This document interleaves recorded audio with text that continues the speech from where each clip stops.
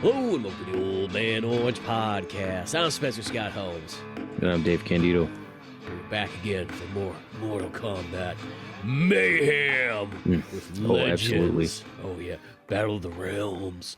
The most mortal of all the combats. Yeah. What are all the 5 realms? That's what I was really wondering. I know like 3 of them. There's Earthrealm, there's Netherrealm, there's Outer Realm. Outworld. What the hell is the other 2 ones? Chaos Realm. Is Chaos where like Havoc comes from? Yeah, and then I is there 5? I thought that was it. No, I'm pretty sure. Well, there's 5 in this movie. That's all I know. You know. I don't know what the 5th one is. Raiden's like whack chamber, you know. So you know, I need a place of my own for every single time I really screw things up, and you know, send half the people to their deaths. And you know, I thought it was gonna work out. Edenia, but I don't know why I thought that Edenia was part of Outworld. Wait a minute. Is that the one with There's 6. Kahn? There's actually 6. There's 6. So Earthrealm, Outworld, Netherrealm, aka Hell, Edenia, aka Eden, Chaos Realm, and Order Realm, aka Sato. It's either Sato or Saito. But no, Kotal Khan's from Outworld, just That's like Shao Kahn, I guess. I didn't think he was any different. Just, you know, he's from like, you know, the South American part of the Outworld. Like the Mexico Outworld. He's got, it looks like a Mayan or an Aztec or something like that. Yeah. I should know the difference. That just makes me racist. But, you know, oh well, I'm already white, so there's strike 2. You know? But this is where worlds collide. They really could use that Power Man 5000 song here. It could have been the trailer. Oh yeah. Oh, absolutely. I know it's towards the end of the movie, but that was super cool, and it did make me think of Mortal Kombat 2 as well, where that kind of happens, where the realms start to merge. But no, I'll let you introduce this Battle of the Realms. So of course we're coming from Scorpion's Revenge, direct-ish sequel, kind of just throws you into into this fight that's going on with Earthrealm forces and Outworld. But yeah, no, it's one of those ones like, yeah, you kind of got to see the first one. Not saying you couldn't jump into this, but literally just a year later, I think it's 2021, Warner Brothers comes back again with another fantastic animated movie of Mortal Kombat with more violence, more battles, and all kinds of stuff. And it kind of, to me, feels like it's like an alternative Mortal Kombat 2/3 story. If you sort of combine that all together. You know, they're throwing in some characters and stuff that, like, you know, from 10 and everything, because I guess 11 was out at this point. But I was trying to say, was 10 the latest game by the time this came out? But no, I think 11 was. 11, yeah, actually, because 11 came out in 2019. Yeah, that's right. So these movies they were almost there to be kind of part of like that Mortal Kombat wave of like, I think, you know, not only the live action or the new live action movies coming out, we're going to have Mortal Kombat 11. It's DLC. We got these animated ones. They were really kind of like throwing all sorts of stuff. That was when all the cool NECA figures were coming out of Mortal Kombat and whatnot. Yeah. You know, so they're making like all kinds of ridiculous stuff and so on like that. And as I said, this one here goes into like, it's like Shao Kahn pretty much shows up and he's like, you know, well, there's some stuff beforehand, I guess. Like, I actually got to say this first. There's a part in the very beginning of this, the literal very beginning, where, okay, Liu Kang's parents are like running away from like Baraka's people and whatnot like that, and they're just like Liu Kang is Batman. yeah, literally. They're just down like, you know, Liu Kang wanted to go watch some, you know, crappy movie at like, you know, actually Batman watches good movies. I'm not going to deny that. Mark of Zorro is a great film, but you know, he's like, they're like, we need to go watch that. Go take the kid there, and then of course there's like a mugging and whatnot, and the Baraka people, I'm drawing a blank on their names. Too late at night. The Tarkatans, yeah, the Targetins, you know, the tweakers that hang out outside of Target. Yeah, the exclusive figures there too, but they literally brutally murder Liu Kang's like parents and so on like that. And then Raiden shows up. Yeah. I thought the exact same thing. He shows up too. Like that's the most typical Raiden thing ever. Like, you know, I'll show up the last one. Good thing I got funny, here. Man. It's boy. like what does he travel on? Like a certain like megahertz, like a cable signal? Like does he not just not get there fast enough? You know, he's not running on fiber yet. He's still on that old coax, the RG59. He's probably got 56K modem. He's got to dial in first that like electrical signal, you know. Yeah, it comes across. We were laughing about that. It's like, you know, there was a lot of time. Like it wasn't just a quick like, you know, handful of stabs and then, all right, let's kill that baby. You know, it was like they took their time murdering his parents, and you know, Raiden just. It's almost like he stumbled upon it by accident. Like, huh? Yeah. Glad I showed up. He just pressed down up, and all of a sudden he teleported somewhere else. He's like, oh, what about that? It was pretty hilarious. So Juliana was, well, we're watching that, and they like brutalize and violate his dad, you know.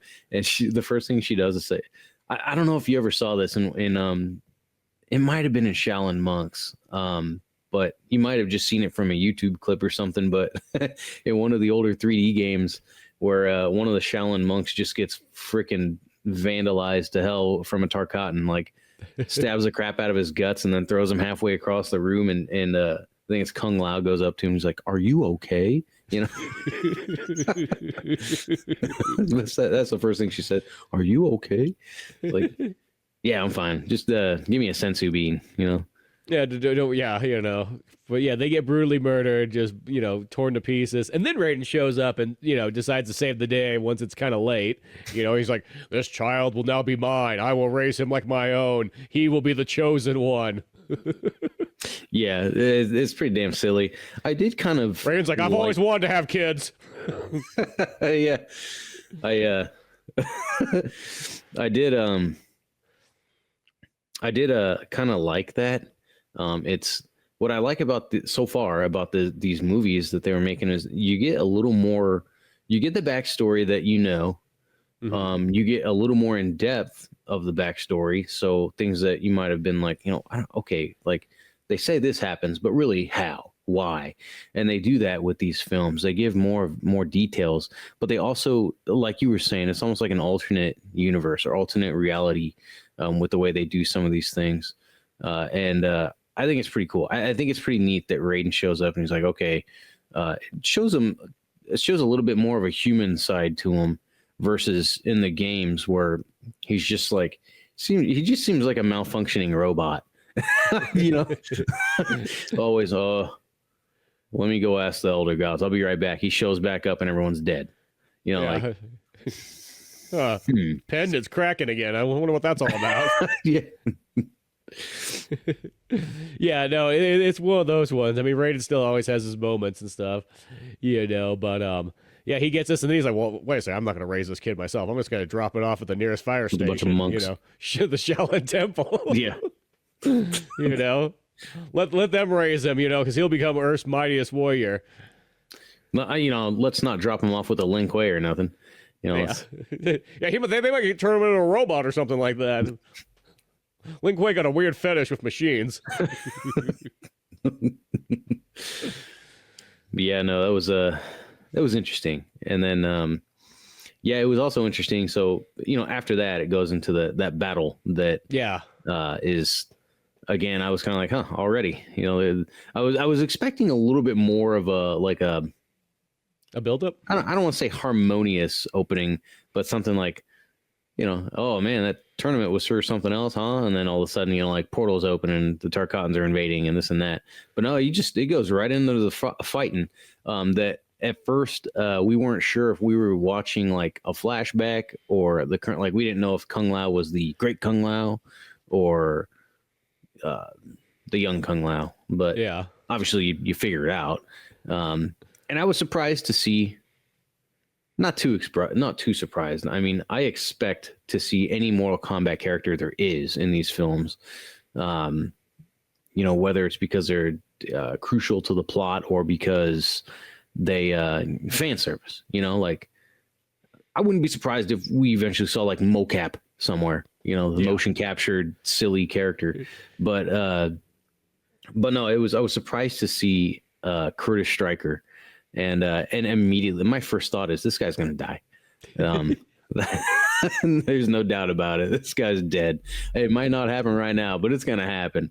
And it's kind of like the movie only reinforces that idea by his dialogue.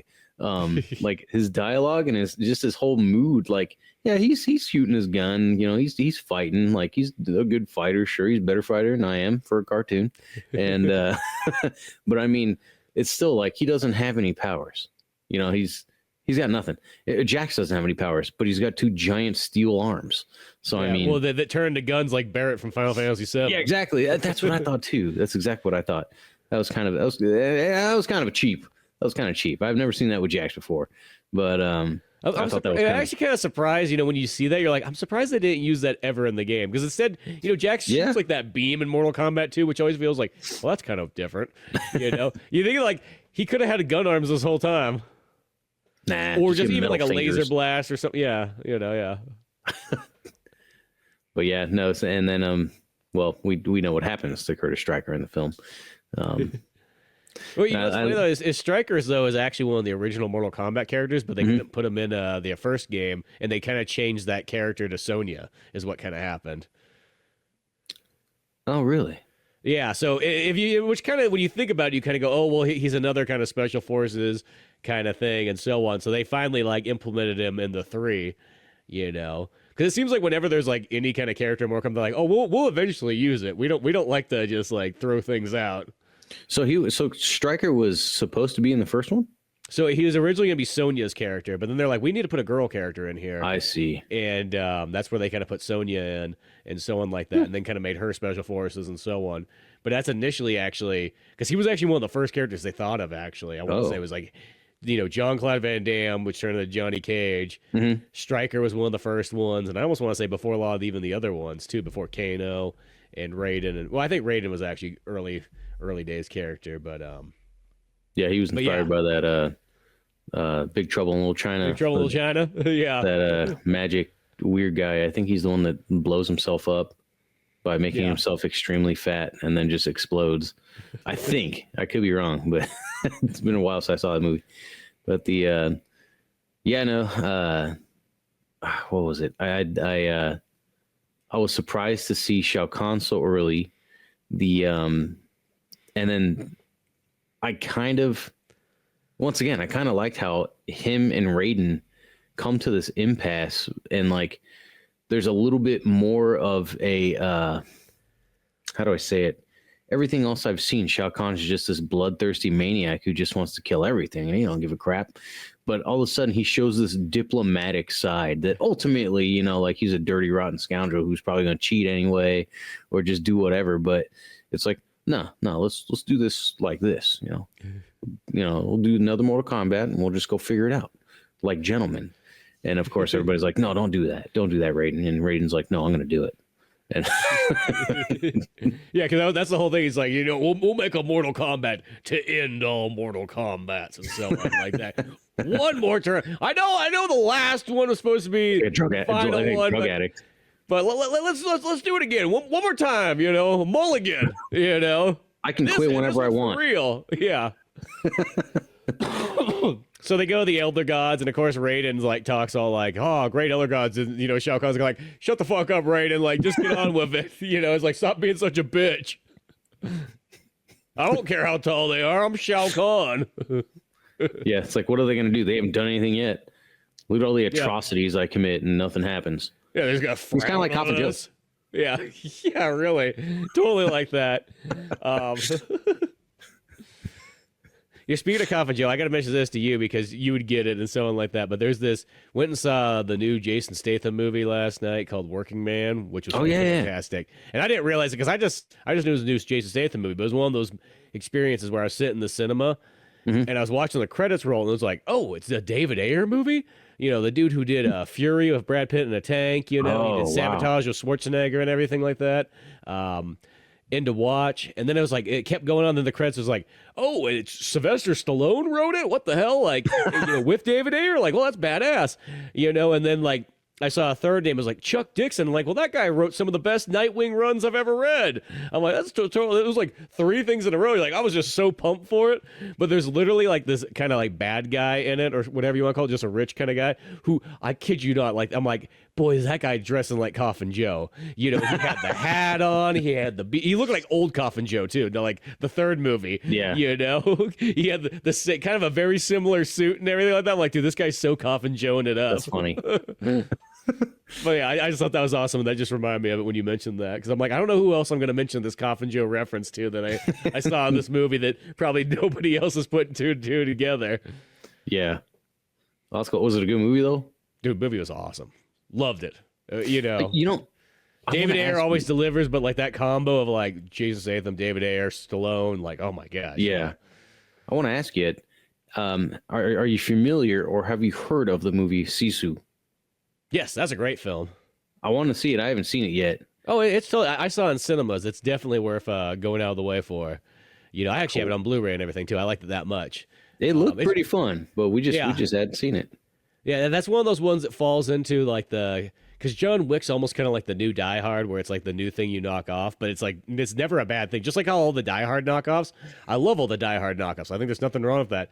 It's just like anything that kind of has like a John Wick kind of like knockoff. It's like no, it's probably a great movie. I kind of hope that because there's talks about a John Wick 5. I don't know if anything's confirmed. Have you seen it all the way up to 4?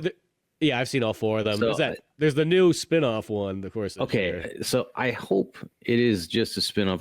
I personally don't want to see Keanu Reeves again in John Wick, unless it's like flashback scenes or something.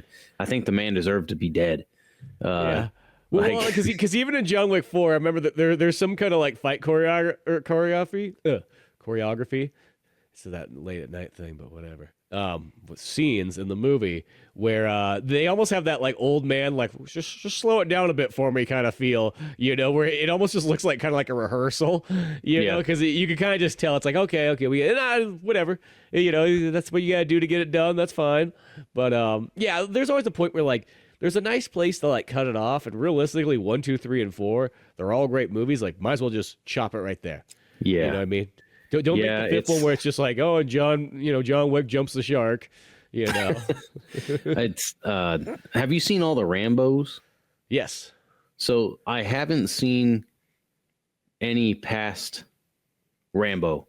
That first Rambo 4? Yeah, it's the one that came out in like 2008, 2009. That's a good one. That's a fantastic film. Super brutal. That's one of the most brutal movies. That's the movie that I think brought good violence back. Totally hilarious. You know. Yeah. Just kidding. Non-stop laughter the whole film. Yeah.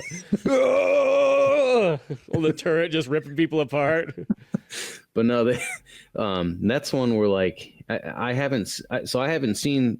Is there only one after that, or is there actually 2?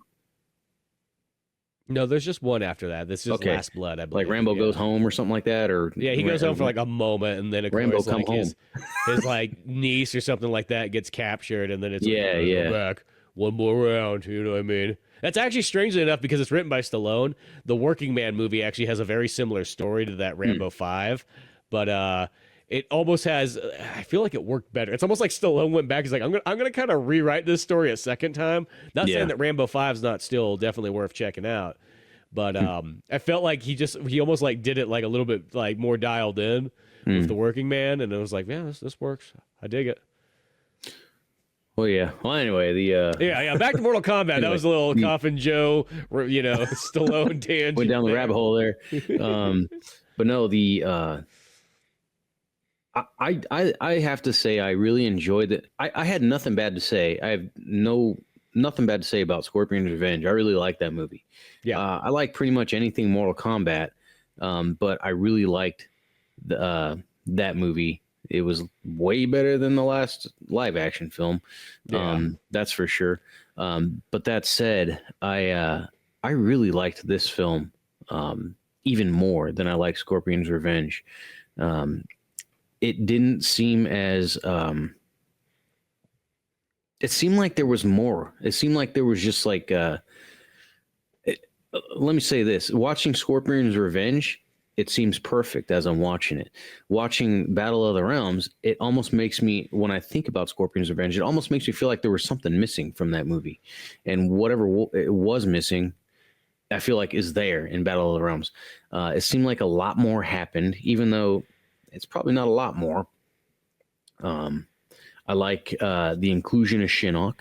I wasn't expecting Shinnok to be there and done in that one movie. But I mean, the way they did it was neat, I guess. I don't know. Actually, I was expecting a little bit more of a fight from Shinnok, but he is a elder god, fallen elder god. So I guess, I mean, it's not Curtis Stryker's going to knock him out. So, poor Curtis Stryker. He doesn't even know what he's in for. Like, it's like literally one of those ones. Like, if Johnny Cage was sort of our avatar character in Scorpion's Revenge and everything like that, to kind of ask all like the dumb like audience questions and so on, that's where Curtis Stryker sort of fills in now. And of course, Johnny Cage is there to be like his co-host in it, and so on. And Johnny Cage is just confused. He's like, "The hell are we doing? Like, I'm a guy with a gun, and now I'm in a karate tournament, to save the Earthrealm, and this guy, shooting lightning and everything like that." So he just gets kind of thrown in there, and he holds his own for a moment, but then Shang Tsung literally has his way with him and gives him a brutal fatality. Oh, and that's the other thing too. I thought that Scorpion's Revenge was brutal, in which it is. It's very brutal. But this one, I feel like just took it to the next level with the brutality. Gosh, not only Curtis Stryker getting freaking having his body taken over by Shang Tsung and literally killing himself and ripping his own head off. That was nuts. But then, of course, the death of Kung Lao. Oh yeah, poor Kung Lao just gets brutalized by nuts. Shao Kahn. And it seemed like he was putting up an okay fight against Shao Kahn, but it was never like super convincing that he was going to win. It's like you knew the whole time he was going to lose, but it was like he might have a chance. I don't think he's going to win, but he might have a chance. But sure enough, I mean, that whole when he threw his hat at Shao Kahn, I immediately thought, "Oh, that's a mistake." There it goes. It's not going to work out anymore now. Oh man, he just rips his body in half vertically, and I was like, Well, and the good thing too is like Johnny Cage is like the first one to go in there. And he just lost at first. He just loses at first, but like if he happened to be any of those other characters, he would have got a brutal like fatality. You know what I mean? If this was Mortal Kombat Annihilation, that's where he would have been wiped out at. Devora would have gave him just like an extreme fatality there and so on like that. Gosh, no kidding.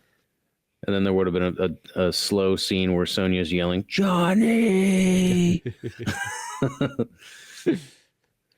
I loved how Kitana betrayed Shao Kahn, and then Sonya just decides, "Yeah, I'm going to knock him out." And I'm like, "Oh, what are you thinking? Like he's going to destroy you." I also like that, like okay, Kitana's lived with her, pops there forever and stuff like that, and she really thinks that she can just chuck one. What does she chuck, like the sai or the fan or whatever? Her fan. Yeah, okay, maybe she chucks her fan. For some reason, I pictured it being something else, but yeah, she chucks her fan. Melina's got the size. Yeah, Melina's got the size, but for some reason, I couldn't remember where she pulled the sai from. I felt like she pulled it from something. Everybody's carrying weapons around here. It's like, so her fans, like she closes them and then throws them. That's true. That's right. Yeah. So she chucks it at Shao Kahn. It stabs him in the heart. And she just kind of assumes that, like, yeah, he's dead. Like, and he's like, "I'm Empress now. Bow to me." It's like 2 seconds later, and just like, then he gets up. He's like, "So that's what you think?" Boom! Smacks her across the field. Pulls it out of his wiener. He's like, "You think that's gonna do it?" Yeah, like I've been around for thousands of years. Yeah, that was kind of. I was like, see, it's moments like those where I pause the movie to look and see how much is left, to make sure like that I didn't miss anything. Like, did that really just go by that quickly? I'm like, oh, of course, no way. Everybody like, yeah, that's it. He's dead. And Raiden's like, "See, I told you, kids, it'd all work out." The end. Yeah. But then Raiden also, because Raiden for some reason feels like he, well, like usual, needs to put his hands on everything. So he's like, I'm going to turn mortal, Liu Kang, and I'm going to enter the tournament. And Liu Kang's just like, "Dude, what are you doing?" Like, he's like, hey, I know how to fight. I'm a thunder god. Yeah, I'm not going to need the powers. I'm Proceeds pretty to good get at the old beat up. kung fu. Yeah. It's like, it's funny, he's been alive for I don't know how many years. I want to say, we'll just say thousands. He's been around for thousands of years. He's a god. You would think he knew how to fight a little better. Yeah. And it's funny because he even tells Liu Kang, like, "Who do you think taught the monks how to fight?" but yet he seems to fight like an idiot. I mean, just gets his ass handed I'm pretty to him sure constantly. he showed up to the monks and he pretty much just yelled a bunch of stuff out, and then once they left, they're like, whatever he said, don't do any Just of that. don't do that. Let's do it this way, the way we've already been doing it. Yeah. So I think it's one of those ones. But yes, for some reason, Raiden feels like he needs to literally toss his hat into like the fight here, and you just know it's not going to end up good. But like that's just what kind of happens. It's like he goes in there. He kind of holds his own against like the first fight, but like, I was surprised he lasted as long as he did. Yeah, it still doesn't look that great. It's like you almost like pump the brakes there, throw Johnny in or anybody, throw Stryker back in, and then of course he goes to fight Shao Kahn, and Raiden doesn't make it. See, I'm wondering who is his voice not voice actor, but James Remar was the guy who played him in Annihilation. And that's actually who I kept thinking of the whole time while watching Raiden get beat up, was that actor with the short hair. And, it's funny because like they did the same thing in that movie. He went and became immortal. I don't remember it. Is that what happened in the game too? In Mortal Kombat 2? Did he, well, it's like the weirdest thing because you could always play as by the Mortal Kombat lore, it feels like you should not be able to play as Raiden realistically in the games. Yeah. But for some reason he's always in the games except for 3. I think 3 is the only one he's not in now, the originals. I think he's in Ultimate. I think you're right. I think he's not original. He 3. wasn't in 3. He was in that Mortal Kombat trilogy Ultimate. Oh, that's right. That's right. Because he's in trilogy because there's like 3 or 4 characters that don't have like certain, like they don't have running animations, so they just make him walk really fast. And he's one of them. So yeah, he doesn't appear till trilogy. So they knock him all out of 3, but for some reason he's in 1 and 2. Yet he's a god. So it's kind of a strange thing. But in all the movies, he's like, whoa, I can't fight in that. You know what I mean? That's against God code. You know what I mean? The other gods wouldn't want me to be doing that. You're the chosen one, Liu Kang. I mean, look at you, strapping young lad. And he's got the worst intuition.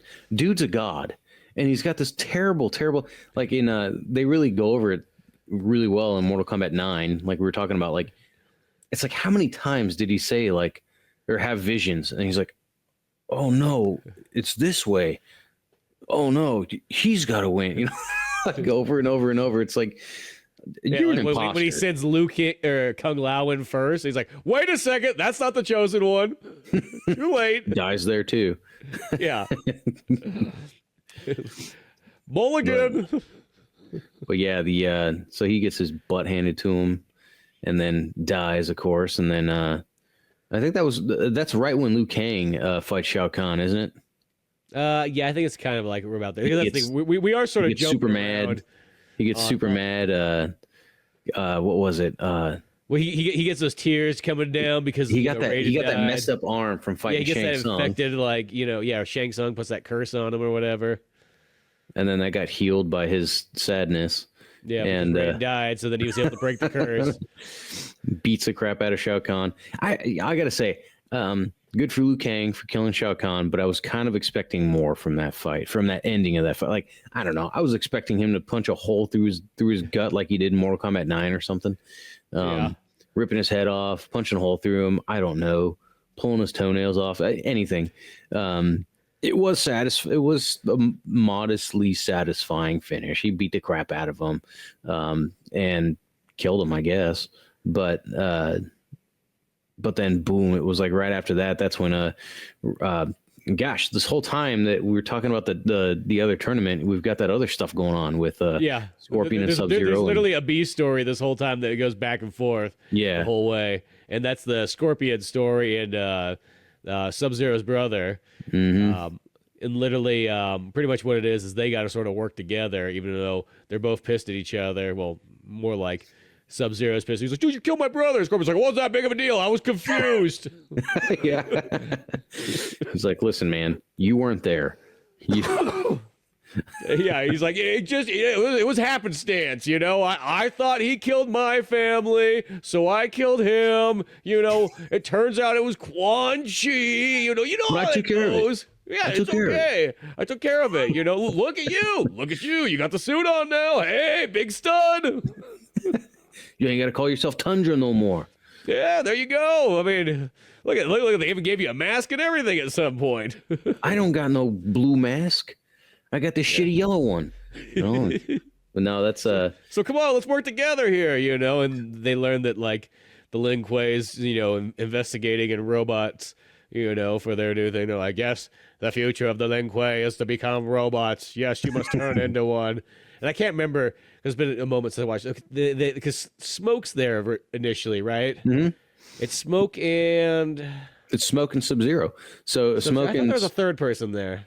no. So Smoke and the younger Sub-Zero, Kuai Lang, who originally in the games now is originally called Tundra, and takes upon the Sub-Zero mantle. So in this film, him and Smoke are training. They're fighting, and they want to go find out what happened to Sub-Zero, to his brother, why he died or whatever. And Sub-Zero is like, oh, I'm not good enough, and Smoke's like, no, man, you're great. And he gives him his literally blowing smoke up his ass. Yeah. I thought they did a really good job with Smoke. I thought they I did too. Made him pretty cool. Kind of sucked that they turned him so fast into a cyborg. So yeah, him and Sub-Zero go to meet with the Grandmaster, who's a total douche, and he's like, they mention like, oh yeah, we're Cyrax and Sector. We don't know, They go in and he's like, yeah, we want you to go find this artifact for so and so, and it's being it's actually Scorpion. We need you to find Scorpion. And I guess he already know about Scorpion. Actually, now that I think about it, Sub-Zero, because he's like, pissy. Oh, I'm gonna kill him. I'm gonna kill him. He's like, no, you're not. No, you're not. And he's like, but my brother. And he's like, fuck your brother. You're gonna do what I say. And he's like, and we're gonna make you robots now. And that's when they pull out Cyrax and Sector, and they're like, this is really, it's pushing the Lin Kuei into the future.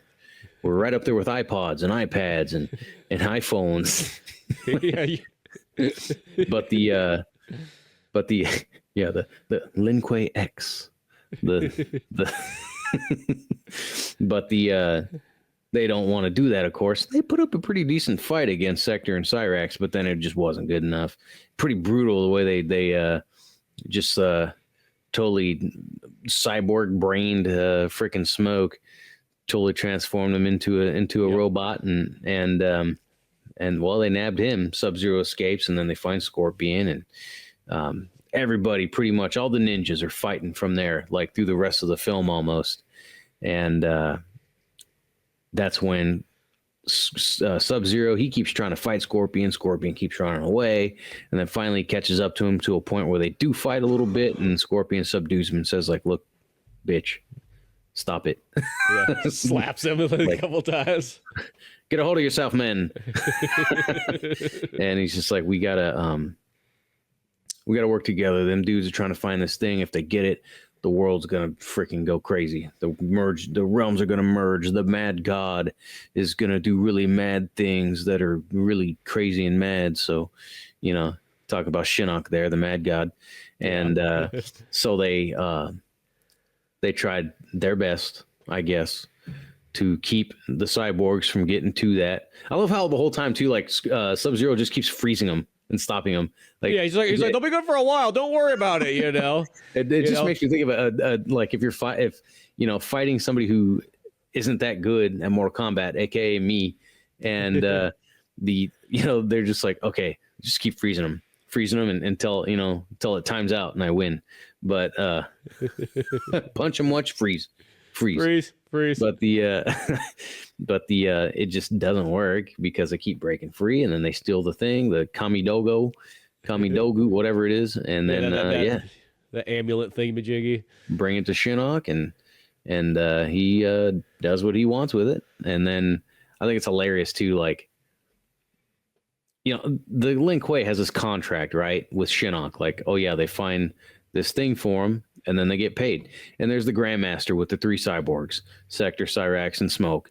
And he's like, okay, how about our payment now? And he's like, oh, here's your payment, and like just sends a bunch of Netherrealm demons at him. And it's like, are you kidding me? Like, did you not know who your client was? Did you not discuss like what? Maybe the Lin Kuei was really like going in debt and so on like that. He didn't want to bring it up to his, ninja disciples and so on like that. He's like, you know what? We just got to pull this one last job. And it's kind of funny. Like the cyborgs were just like ripping Sub-Zero and Scorpion's asses apart. But then against those demons, they were no match. Like they were beating them here and there. But like I love where it goes back to the tournament and then it goes back to the Shinnok scene. And like those demons are just like, it kind of, there's a small part where it pans over to them and they're just like, and rip, like pulling on the cyborgs like they're taffy, and then eventually they like rip them in half and shit. I'm like, ooh, man, I know they're cyborgs, but I'm sure that doesn't feel good. What's one thing I do kind of, because this movie, I will say, if there's any like maybe nitpicking I kind of say about it, is it feels like it almost could have been 2 movies. Yeah. Kind of what's going on, because I do feel like the Sector and Cyrax, they never show them before they're robots. No. But like, I don't. think if you would have had some scenes where you had Smoke, Sub-Zero, and Sector and Cyrax, and they were all hanging out and they were, doing ninja camaraderie and all that kind of good stuff, and you kind of built that up a bit and showed them, and then all of a sudden it's like, oh, here's 4 friends, and then like literally 2 of them just get ripped away, turned into robots and so on like that. I think that would have like added a little bit more to it.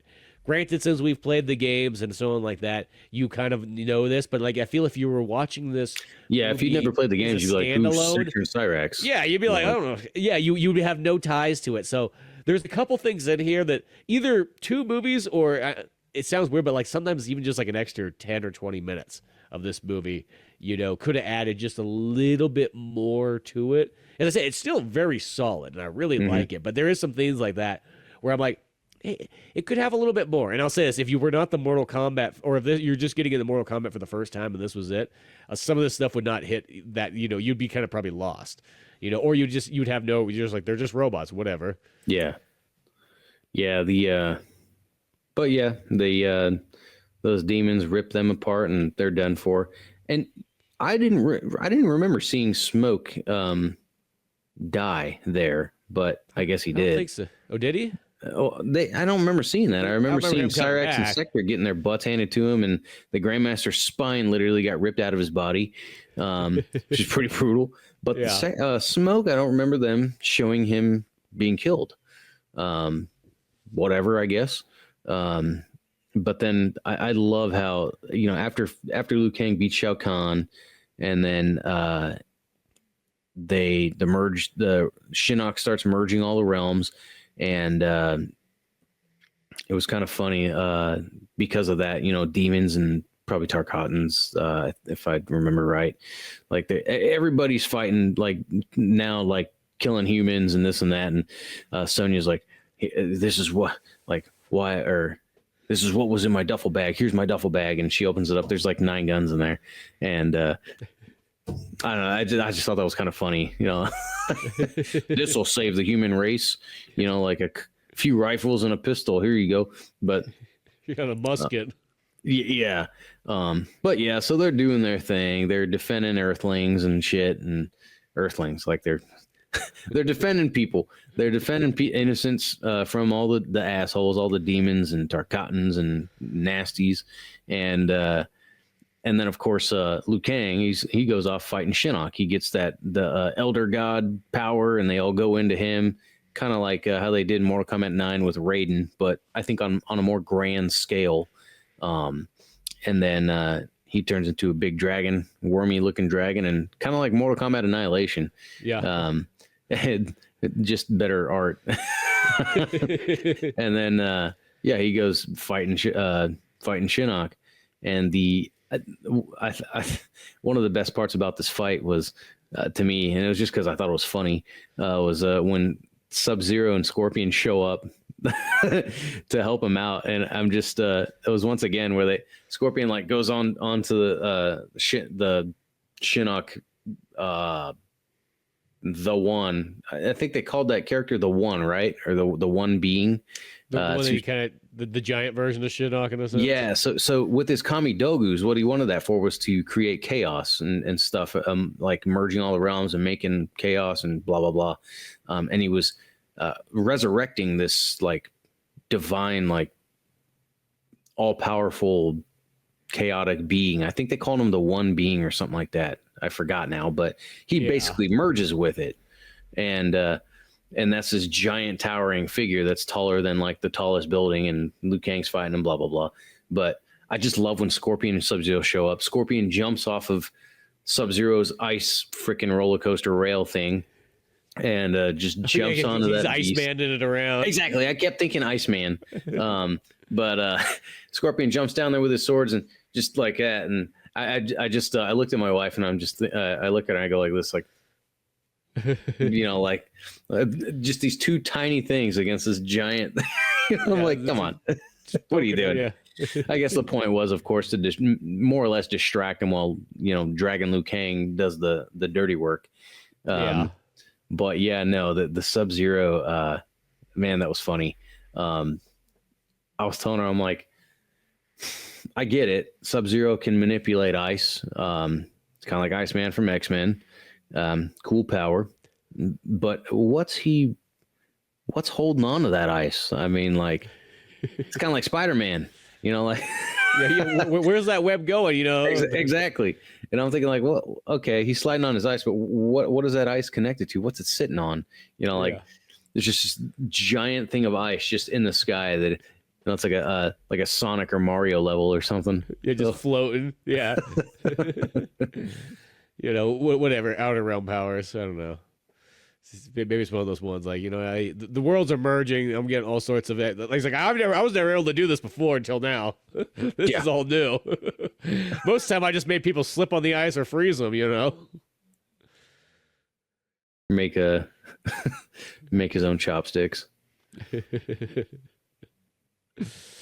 Yeah, so they kind of go in there. The big battle kind of ensues, and then Liu Kang finishes it off, puts Shinnok back in his amulet because you can't really do anything else about that. It's like you just gotta kind of be like, it's like I guess that one they don't really explain it, but I've always kind of thought like if obviously you can't smash it or else it brings Shinnok back out, and then he's totally free. So that's right. You gotta kind of hide it somewhere where hopefully somebody in the next 10 years won't find it. Yeah,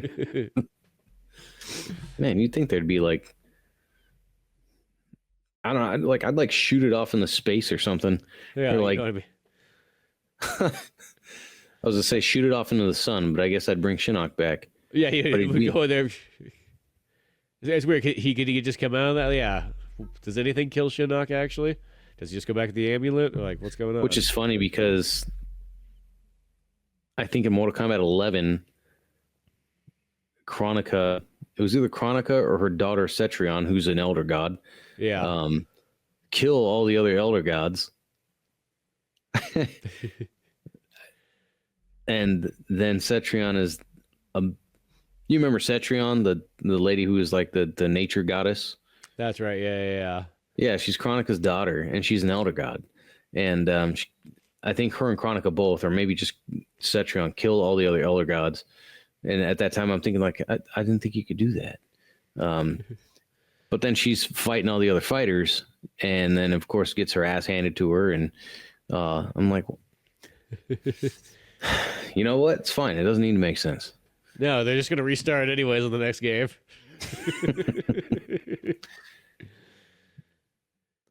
But yeah, no. And then of course, I love when he defeats Shinnok, and I think it was Sonya asked him like, you know, like what now? You know, and he's like, no more gods. All will be peaceful. And we're both sitting there like, no. That's what Raiden would say. Well, and then of course they give that pan to a Raiden looking figure at the end before the credits roll. Oh, I guess I forgot about that. Yeah, and yes. I literally can't remember the third one because I've only watched it once. Technically, I think I've only seen all these ones once till other than the Scorpion one, but until now. I know that Kenshi's kind of the main character in the third one, which I thought was kind of a cool choice. You know, But I literally can't remember what the heck that story was exactly. But I remember it being good. That's like, you know what I mean? When it's been like that, actually hasn't been that long. The movie only came out like 3 years ago. But I was gonna say, you know what? It's been a long time. You haven't seen the movie, but you could just remember it was good. Yeah. yeah. That's kind of how I feel. See, this is the downfall to watching so many movies. Is like, after a while they merge. Like I'll say, when I was okay. So I watched this movie probably because we were going to do this podcast a couple of days ago and just took a little bit of time. Well, I probably jacked myself up because I read the Mortal Kombat 10 comic in between this. And then I also was started up the Mortal Kombat like part 2 story of 1. So I literally felt like the world's merging of like when you were talking about stuff, I'm like, that's right. That's where that was. And no, that was in the comic book. And that like I really had to almost start thinking about where everything was going because that was just too many stories were coming together. Because I kept thinking Havoc. I'm like, wait a second, Havoc was in the comic book. He was not in this story. Yeah, he was. I know he was in either the comic book for 10 or 11, one of the two. I don't remember, but he wasn't in the games. He wasn't in 10 or 11. Oh, okay. Because okay, so pretty much from the comic book, that really is nothing to do with the Battle of the Realms. But Havoc's the main villain of that 1 for 10, and that 10 is a prequel to 10 the game.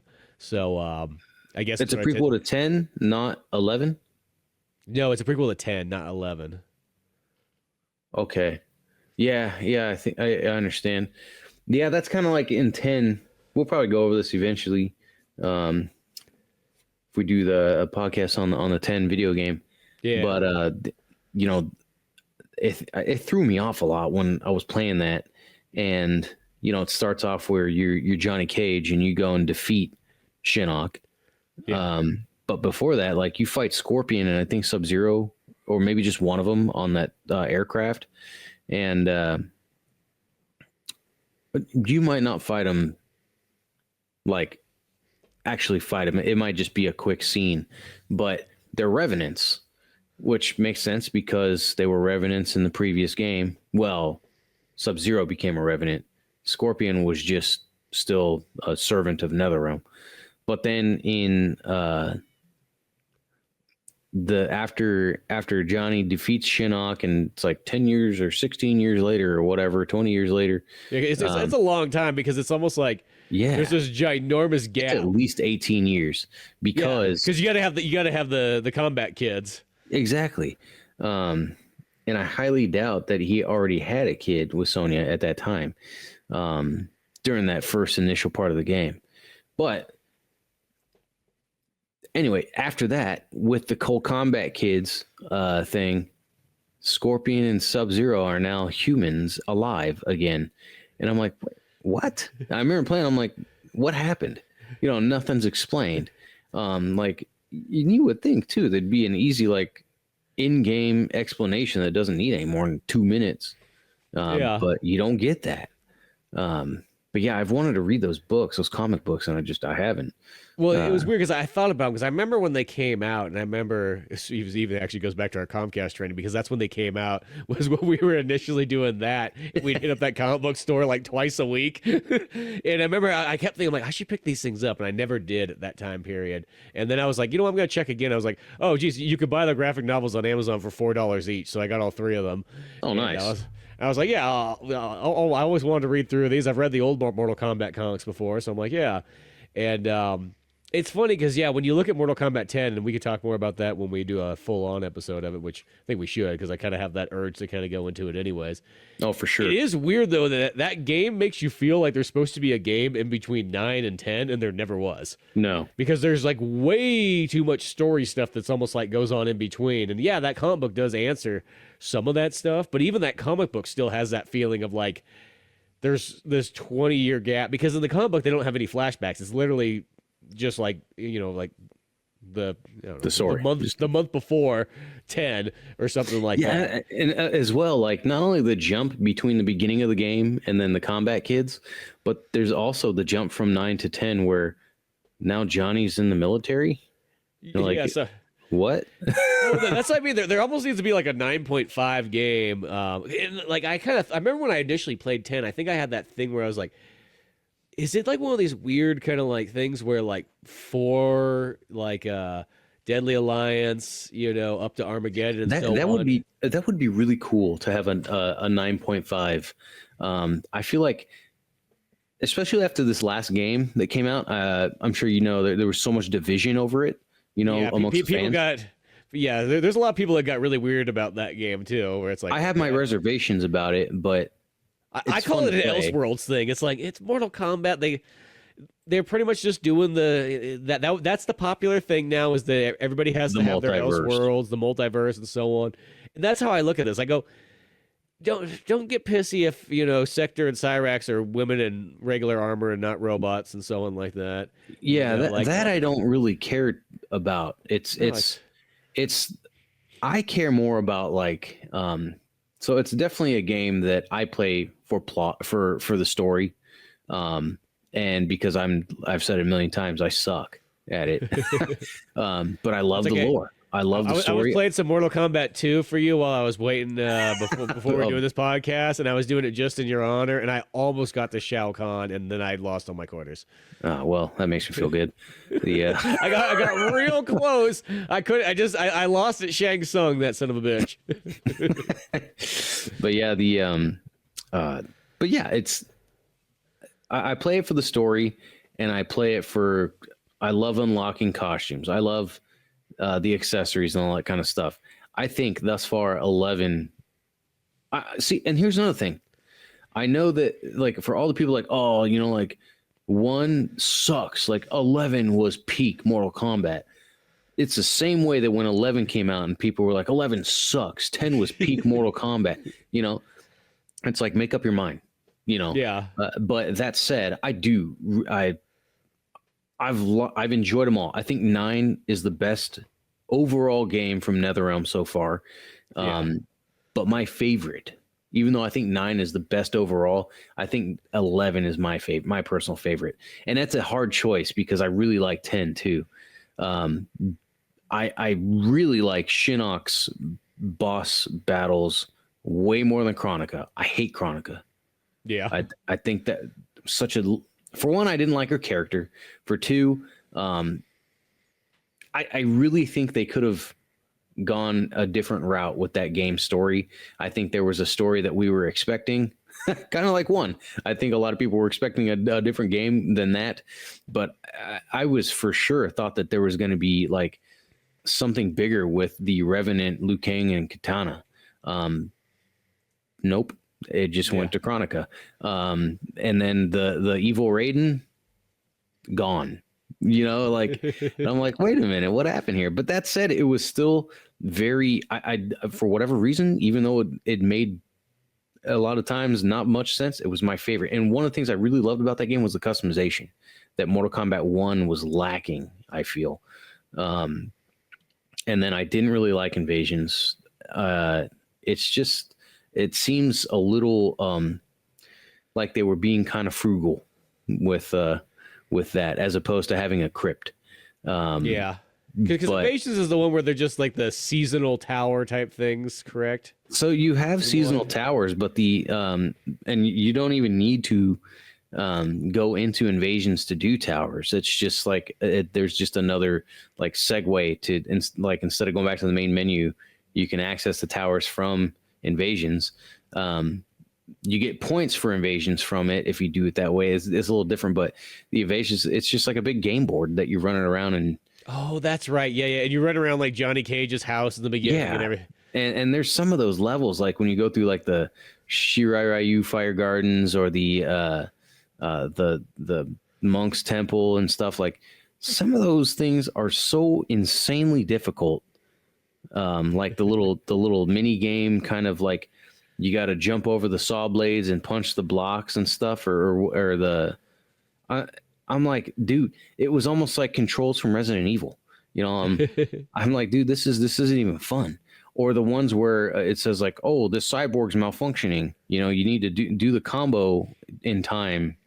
And it's like, there's some of them that it took me like 15, 20 times to do this combo just right to where I didn't die. And then there's some of them where I just gave up. I'm like, this is so hard. Like, there's nothing fun about this. I'm just skipping. Luckily, at first I thought I had to do it to progress in that invasions, but luckily, no, you don't. You can skip it.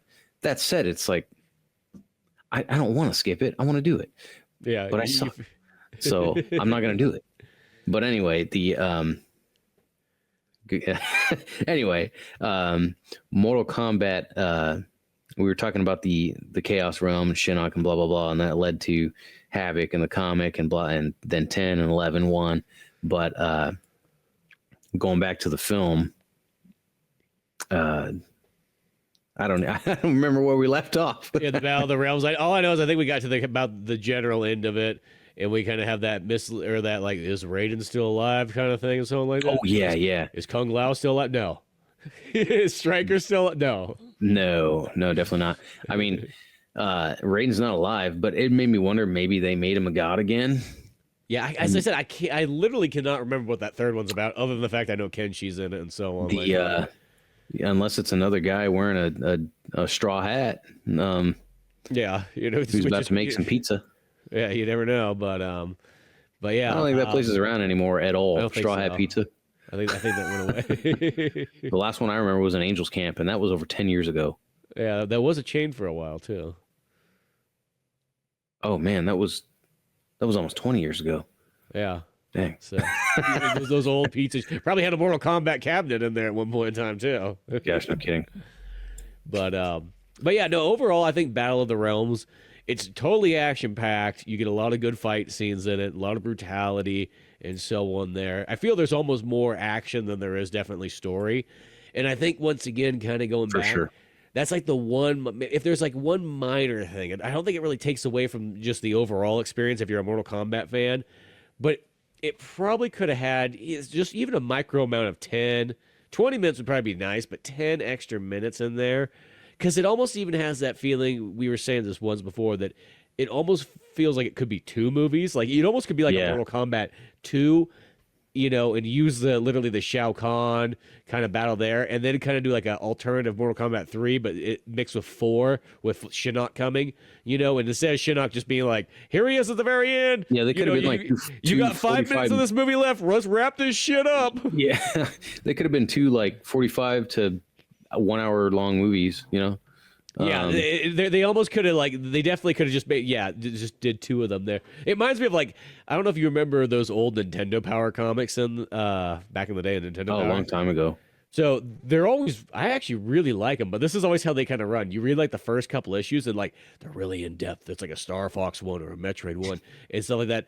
In the first couple issues, it's like, yeah, we're going to end this. We got the story going, everything like that. And then it feels like there's by issue 5, and when I say issue, that's more like a small thing, but yeah. But then it's like somebody runs into the press room, is like, yo, you got one more. You got to wrap this shit up. Finish the story now, because those stories just go all of a sudden it's like, okay, and blah, blah, blah, blah, and we're done.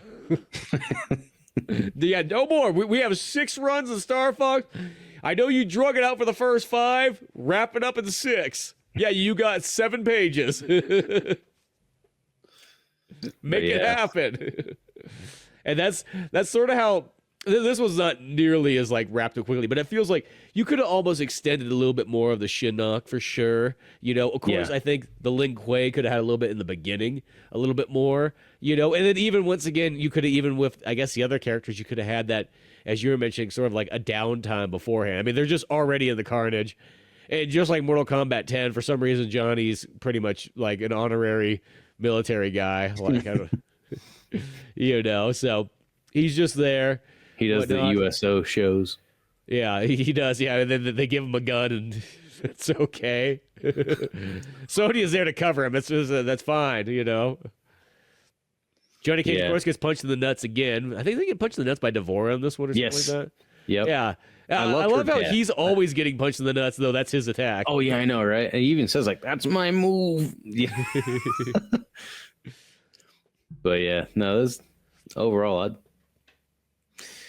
I would agree with your criticisms, actually. And I think, like you said, much more action-packed, in my opinion, as well.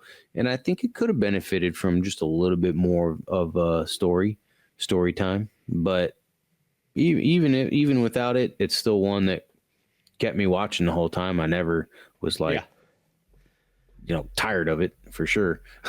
No, It just yeah. makes me want to watch another one. Yeah, no, the pacing's good, the action's great. Like, as I said, I think this thing, if you really know your Mortal Kombat, it'd be interesting. I would just like to Yeah. know. I wish I could just do a test on somebody who would be like interested in Mortal Kombat, but they've never like played any of the games. Be like, here, watch these two movies back to back, and do you get?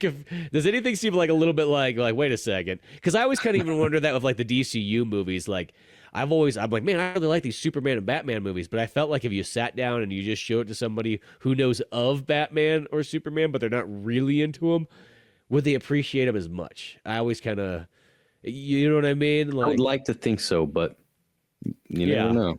You never know, because sometimes I do feel like when there's these kind of like select animated movies, like they're kind of made for, in a sense, the hardcore niche audience more than anything else. I mean, I even really think that was what DCU kind of realized. They're like, we don't make these, in a sense, DC movies for everybody. We make them for the people who like the comics and buy a lot of their stuff, of course, and so on. But yeah, Battle of the Realms, great. It's another one of those ones that I felt like these movies all came and kind of went, and then people just didn't see them as much, No. Especially like once they go past, I felt like the Scorpion's Revenge had a little bit of more press. I think because it was tied in with, it definitely did. I mean, it was the first one. Yeah, there was the first one. It tied in with the live action movie in a sense, like the release wise. Mortal Kombat 11's expansion pack, I think, kind of came out.